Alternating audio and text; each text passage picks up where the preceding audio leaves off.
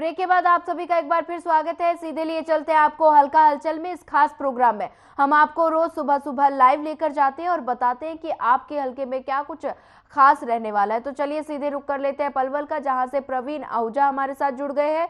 कालावाली से जगदीश प्रजापति। रुक कर लेते हैं पलवल का। प्रवीण आहूजा जी, आज आपके हलके में क्या कुछ खास तस्वीरें देखने को मिलेंगी?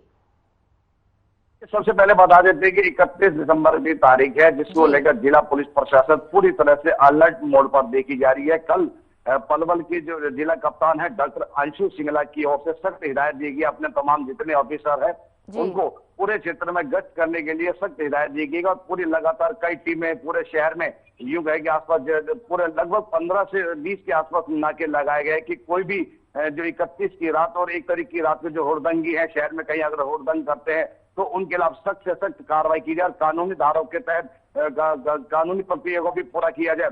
जिसको लेकर डॉक्टर अंशु सिंगला का कहना है कि अगर कहीं भी हुड़दंगी इन 2 दिन में लगातार कहीं हुड़दंग करते पाए जाते हैं या स्थिति बिगाड़ने में कहीं रात को कहीं यूं कहें कि रात को शराब पीकर या अन्य मामले में कहीं पाए जाते हैं तो उनके खिलाफ जिला पुलिस पूरी तरह से सख्ती से एक्शन लेगी। जिसको लेकर कल भी लगातार पूरे जिले में यूं कहेंगे पूरे शहरी क्षेत्र में लगभग 8 से 10 गाड़ियां लगातार पूरे शहर में गश्त करती दिखी गई। तमाम थाने के जो थाना प्रभारी हैं वो भी मौके पर अपनी पूरी टीम के साथ आसपास के क्षेत्रों में सघनता से उन्होंने जांच भी किया और आसपास क्षेत्रों में जाकर लोगों को जागरूक भी किया है कि कहीं भी अगर इस तरह का हुड़दंगी पाया जाएगा तो उसके खिलाफ सख्त कार्रवाई जाएगी। आप अपने जो उत्सव मनाना चाहते हैं या खुशी मनाना चाहते हैं नववर्ष को लेकर, वो अपने निश्चित स्थानों पर रहे। अगर कहीं आप हुड़दंग करते पाए जाएंगे तो उसके खिलाफ सख्त से सख्त कार्रवाई जाएगी, जो कि बहुत बड़ा सबब है। और सबसे बड़ी बात है कि जिला कप्तान की ओर से सख्त हिदायत दी गई कि कहीं भी इस तरह से कार्रवाई पाई जाएगी, पुलिस पूरी तरह से उस पर सख्ती से कार्रवाई करेगी।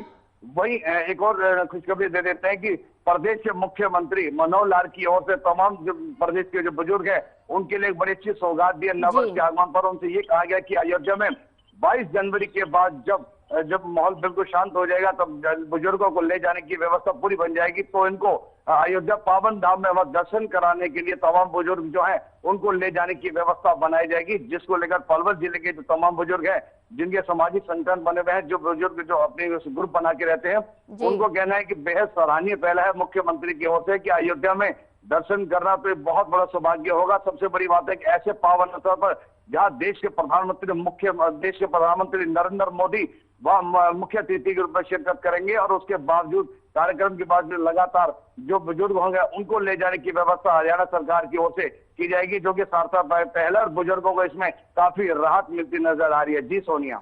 जी प्रवीण आहूजा जी बने रहिए हमारे साथ। रुक कर लेता है कालावाली का जगदीश प्रजापति जी। नए साल को लेकर प्रशासन किस तरह से अलर्ट मोड पर दिखाई दे रहा है? हुड़दंगबाजियों के पर किस तरह से नकेल कसने की प्रशासन व्यवस्था कर रहा है?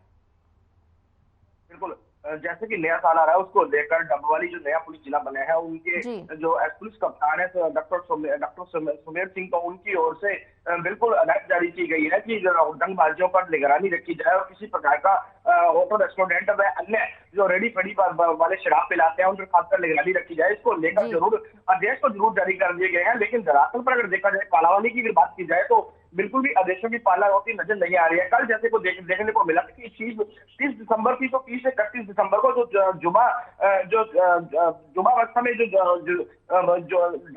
युवक है वह शराब पीते जरूर रोडों पर देखे गए और कहीं ना कहीं इक्का दुक्का जो खबरें आई है कि शराब के नशे में आपस में झगड़ा भी किया गया। उसको लेकर कहीं ना कहीं देखने को मिला था कि देर रात्रि जैसे ही हमारी टीम निकली थी तो पुलिस की जो गाड़ी एक भी दिखाई नहीं दी थी। कहीं ना कहीं लोग बार बार मांग कर रहे हैं कि आज 31 दिसंबर कल 1 जनवरी होनी है, उसको लेकर जरूर पुलिस को गश्त बढ़ानी चाहिए, क्योंकि जुबा जो रोडों पर अगर इस तरह से शराब पीकर हुड़दंगबाजी करते हैं या किसी प्रकार का आपस में झगड़ा करते हैं तो उसको लेकर कहीं ना कहीं समाज के जो लोग हैं जो उन पर जरूर कोई असर दिखाई देता है। महिलाएं जो बाजारों में खरीदारी करने के लिए निकलती है उनको जरूर भय बना रहता है कि रात देर रात्रि झगड़ा हुआ था, आज कहीं इस तरह के बाजारों में झगड़ा ना जाए। उसको लेकर कहीं ना कहीं पुलिस प्रशासन से जरूर रात की बुद्धिजीवी आपसे बातें करते नजर आए कि कल पुलिस कप्तान से इस तरह की बात करके पुलिस जो गश्त है बढ़ाने का काम किया जाएगा। भैया अगर बात की जाए 2024 के चुनाव को लेकर तो सभी पार्टियों ने कमान कस ली है। आम आदमी पार्टी की बात करें तो आम आदमी पार्टी के देवेंद्र सिंह देशू जोड़ा गांव जाकर डोर टू डोर करते नजर आ रहे हैं। वहीं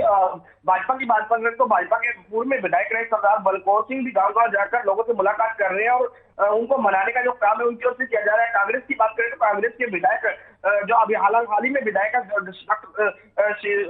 शिषपाल केरवाला गांव जा रहे हैं और लोगों से मुलाकात कर रहे हैं। जो लोग उनसे रुक रहे हैं उनको मनाने का काम कर रहे हैं। जो काम उनसे अभी अधूरे रहे, जो नहीं हो पाए हैं, उनके लिए लोगों से मुलाकात कर रहे हैं और कामों की डिमांड भी मांगते नजर आ रहे हैं। भैया अगर बात की जाए भारत विकसित यात्रा को लेकर तो गाँव जाकर भारत विकसित यात्रा जरूर गाँव में जा रही है। लोग सराहना भी कर रहे हैं। वही कल देखने को मिला था ग्राम सुखचैन के लोगों के आरोप, सुखचैन के गांव के लोगों ने आरोप लगाया कि भारत विकसित यात्रा किसानों के लिए बिल्कुल भी कहीं लाभकारी नहीं है। सरकार बाबाई लूटने का काम कर रही है। उनका कहना है कि किसानों की समस्याओं को लेकर बिल्कुल भी सरकार है जो संजीदा नहीं है। भैया अगर बात की जाए किसानों की तो किसानों की ओर से देखने को मिला था कि डब्बावाली में नरमा और कपास की फसल को जलाया गया था। उनके आरोप थे कि सीसीआई के अधिकारी मिली भक्त करके 2000 रुपए प्रति क्विंटल जो है नरमा और कपास की फसल कम रेट पर खरीद रहे हैं। और वही अगर सरकारी अधिकारी उस नरमा कपास को खरीद कर सीसीआई को भरते हैं तो उसका उचित रेट जो एमएसपी रेट दिया जाता है, कहीं ना कहीं अगर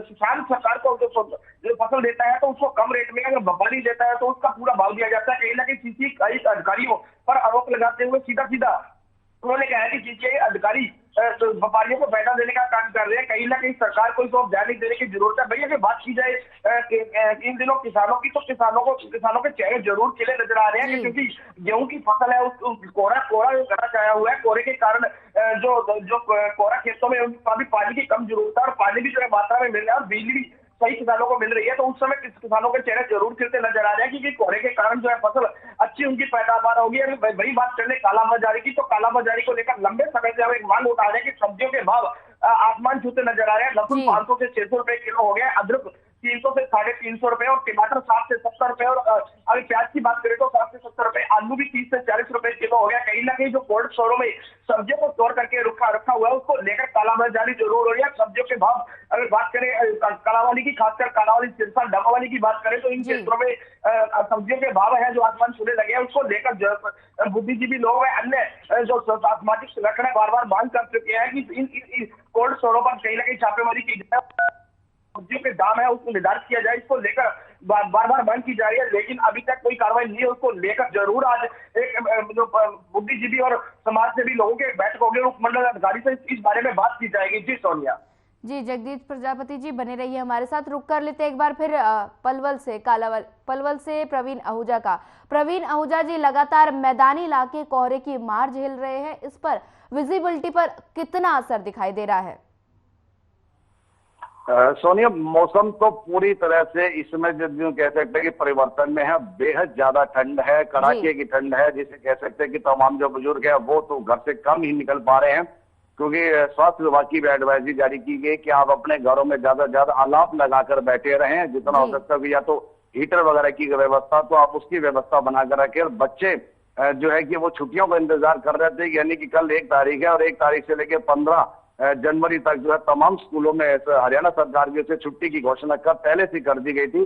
तो बच्चे इसी इंतजार में थे कि छुट्टियां होंगी तो अपने ठंड के इसे कड़ाके की ठंड के अवसर अपने अभिभावकों के साथ, अपने परिवार के साथ घर पर रहेंगे। तो तमाम ये ठंड को देखते हुए लोग भी अब कम घरों से निकल रहे हैं। जहाँ राष्ट्रीय राजमार्ग या जब अन्य सड़कें पर भारी ट्रैफिक देखा जाता है तो वो अब दिन में कम देखा जाता है। या सुबह लोग अगर अपनी रोजमर्रा के सामान लेने के लिए निकलते हैं तो उसके लिए तो देखा जा सकता है, लेकिन दिन में भीड़ कम देखी जाती है क्योंकि ठंड बहुत ज्यादा है। तो बचाव भी जरूर है। पलवल की एक सबसे बड़ी एबल धर्मार्थ संस्था है जो लगातार एक धर्मार्थ कार्य करता है। 31 वर्ष बीत चुके हैं। आज 31 तारीख को भी वो 31वां उत्सव मनाने जा रहे हैं। यहाँ लगातार जो धर्मार्थ कार्य कर रहे हैं लोगों सबसे बड़ी धर्मार्थ संस्था है। यहाँ पर जो है जो अनाथ बच्चे हैं उनको पिछले काफी लंबे समय से उनको सेवा भी की जा रही है, तो उनके लिए भी पूरी व्यवस्था वहां बनाई जा रही है। तो आज उसका भी जो है पलवल जिले में बड़ी धूमधाम से एक आयोजन किया जा रहा है। वहां पे जो संस्थापक हैं पीके खुलर, उनको तमाम सामाजिक संस्थाओं की ओर से उन्हें सम्मानित भी किया जाएगा क्योंकि निस्वार्थ भाव से ये सेवा पिछले 31 वर्षों से चली आ रही थी, जिसको लेकर तमाम इस तरह के आज कार्यक्रम भी रहेंगे। और ठंड का जो असर रहेगा उसको लेकर जो सबसे बड़ी बात है, रविवार है, जितने भी जो आपके विधायक हैं क्षेत्र के वो अपने स्थानीय लोगों से जन संवाद करते आज देखे जाएंगे क्योंकि दिन रविवार का है। सबसे बड़ी बात है ये लोग अपने घरों पर मिलेंगे और कहीं ना कहीं जो पदाधिकारी है वो भी सीधा संवाद करते नजर आ रहे हैं। वही भारत विकसित यात्रा जो चल रही है उसके साथ लगातार जो भी विधायक चल रहे हैं वो अपने जितने भी जिलाधिकारी है उनके साथ बैठ के बैठक करते हैं। वहां पर जितने भी समस्या है उनका भी निवारण का प्रयास किया जा रहा है कि आने वाले समय चुनाव नजदीक है तो इन सब चीजों को लेकर जो है पूरा दिन आज असर रहेगा और ठंड का भी असर देखा जाएगा। और ठंड जो है इस समय काफी प्रचंड कह सकते हैं। और जहाँ कोहरा हालांकि नहीं है और जो कोहरा है वो फिलहाल कम है, आसपास क्षेत्रों में कोहरा देखा जा सकता है, लेकिन इस हमारे आसपास क्षेत्रों में कोहरा नहीं है। लेकिन ठंड का जो है वो बहुत प्रचंड है, जिसको लोग स्थानीय लोग परेशान है और ज्यादातर लोग अपने घरों में बैठे हुए हैं। जी सोनिया।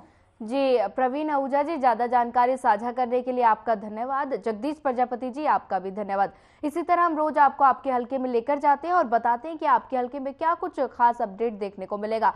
फिलहाल इस बुलेटिन में इतना ही। ज्यादा खबरों के लिए बने रहिए हमारे साथ। नमस्कार।